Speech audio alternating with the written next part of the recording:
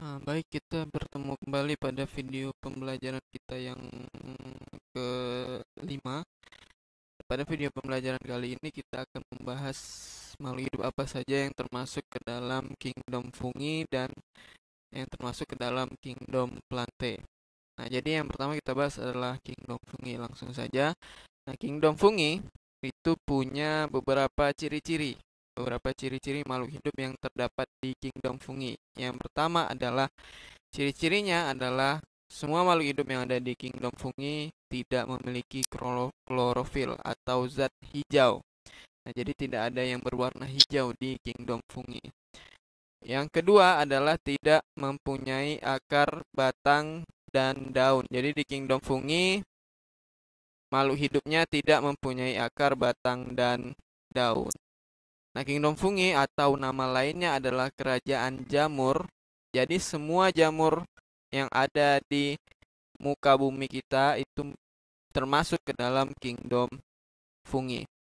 Jadi di sini ada beberapa macam jamur, ada beberapa macam jenis dari kingdom fungi. Yang pertama adalah Zygomicota, yang kedua adalah Ascomycota, ketiga Basidiomycota, dan yang keempat adalah Deuteromycota.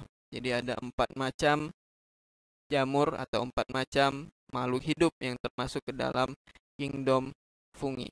Nah, yang pertama adalah Zygomicota. Zygomicota itu adalah jamur yang biasanya kita temui pada tempe. Nah, jadi tempe kalau kita misalnya kita belah nih, kita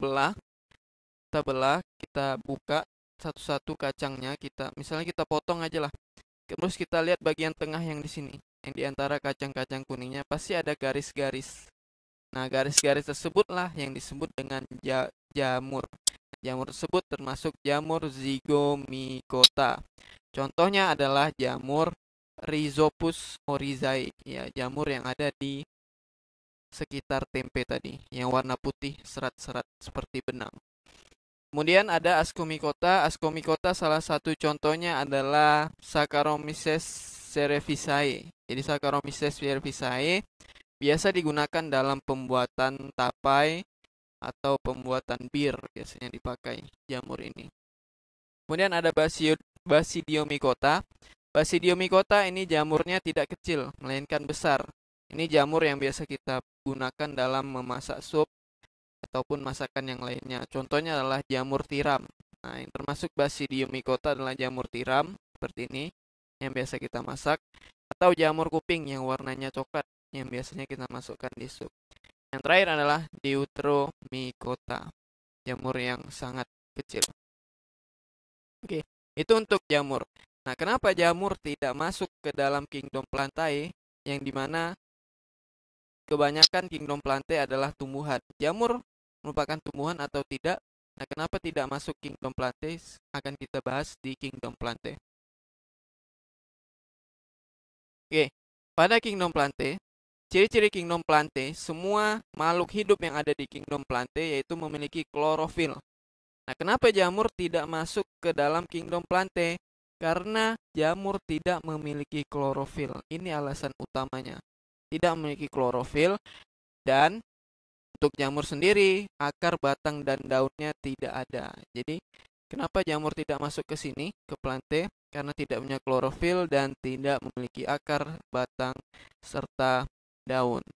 Nah, ciri-ciri dari kingdom plantae: punya klorofil, punya batang, akar, dan daun. Kingdom plantae terbagi atas 3 jenis utama, yaitu lumut, paku, dan tumbuhan berbiji. Paku dan tumbuhan berbiji termasuk tumbuhan berpembuluh, lumut termasuk tumbuhan tidak berpembuluh. Jadi dalam bahasa lain, kingdom plantae itu adalah tumbuhan. Semua tumbuhan termasuk ke dalam kingdom plantae kecuali jamur yang tidak punya klorofil. Dari kingdom plantae yang pertama akan kita bahas adalah tumbuhan lumut. Tumbuhan lumut punya ciri-ciri. Yang pertama, memiliki spora. Artinya tumbuhan lumut tidak punya bunga untuk hidup kembali, untuk berkembang biak dia tidak menggunakan bunga.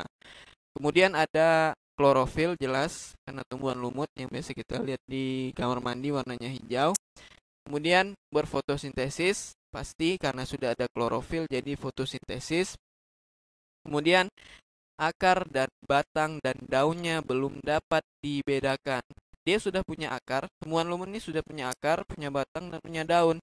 Tetapi ketiganya kalau kita lihat itu tidak dapat dibedakan. Tidak seperti pohon-pohon yang kita lihat, akar, batang, dan daunnya jelas. Tapi kalau tumbuhan lumut, akar, batang, dan daunnya belum terlalu jelas untuk dilihat, tapi sudah ada. Yang termasuk tumbuhan lumut ada 3 macam, yaitu lumut hati, lumut daun, dan lumut tanduk. Ini lumut hati yang sering kita lihat, lumut daun, dan lumut tanduk. Ya, lumut tanduk ini jarang kita lihat. Bentuknya seperti tanduk. Oke, lanjut. Kedua adalah tumbuhan paku. Tumbuhan paku sama seperti tumbuhan lumut memiliki spora. Kemudian juga memiliki klorofil. Dan dia juga melakukan fotosintesis. Namun perbedaannya antara tumbuhan paku dan tumbuhan lumut, perbedaannya adalah di sini.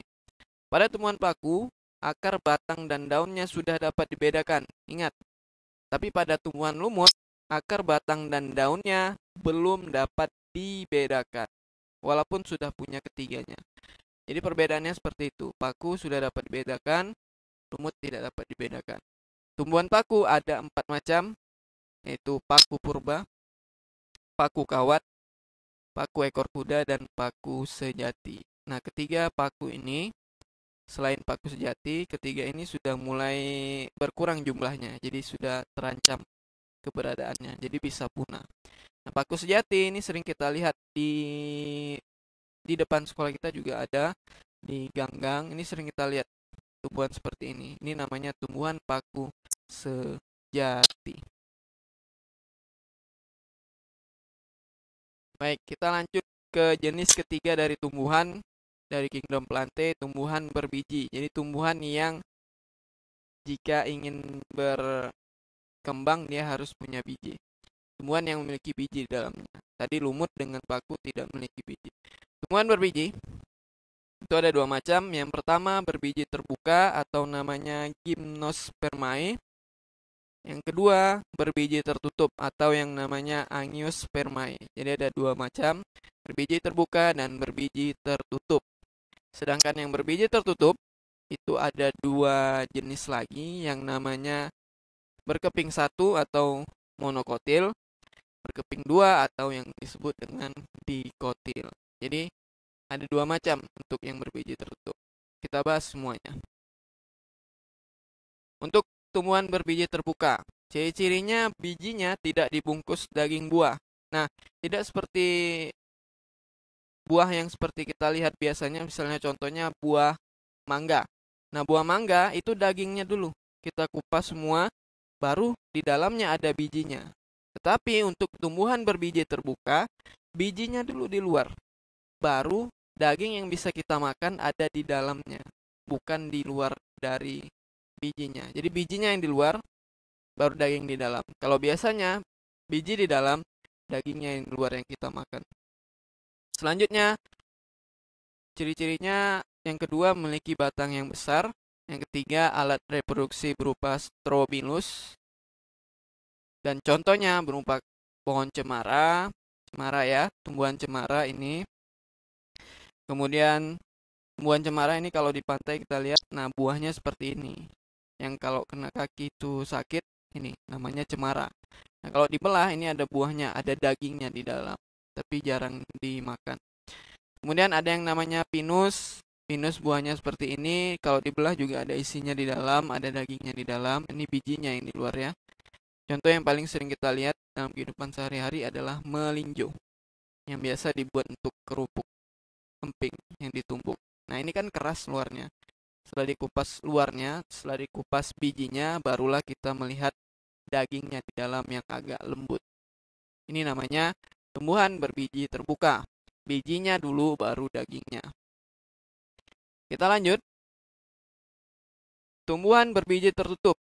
Nah, tumbuhan berbiji tertutup kebalikan dari berbiji terbuka. Berbiji tertutup artinya bijinya dibungkus oleh daging buah. Jadi daging dulu di luarnya, kemudian di dalamnya baru ada bijinya. Ini namanya tumbuhan berbiji tertutup.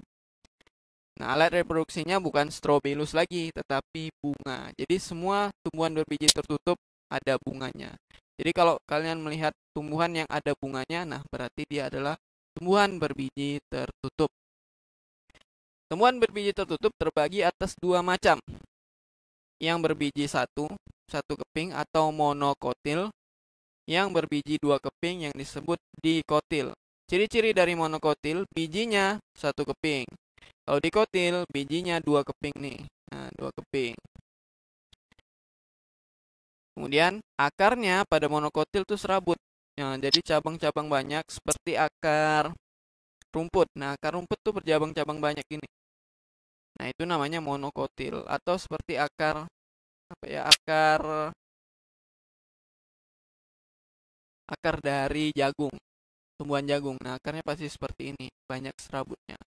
Untuk yang dikotil, akarnya berbeda, tunggang. Jadi akarnya kuat bagian tengah, cabangnya sedikit. Jadi kuat di bagian tengah. Contoh kayak pohon mangga, itu namanya akar tunggang. Kemudian untuk pembuluhnya, monokotil itu tersebar.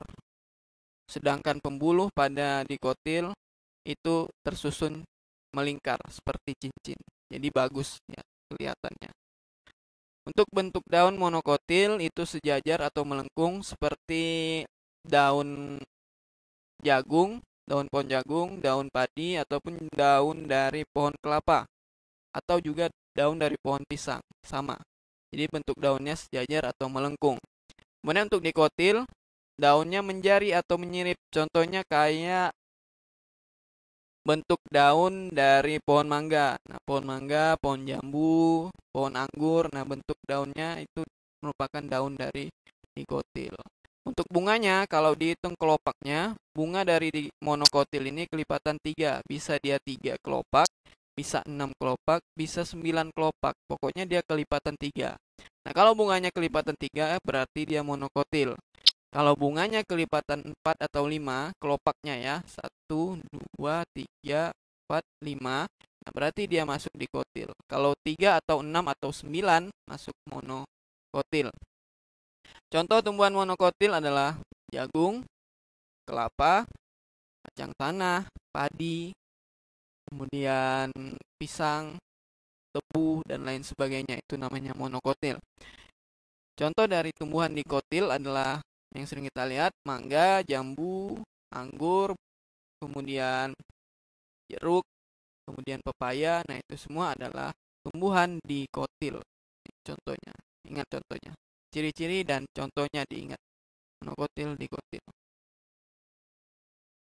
Oke, demikian yang dapat Bapak sampaikan. Terima kasih atas perhatiannya.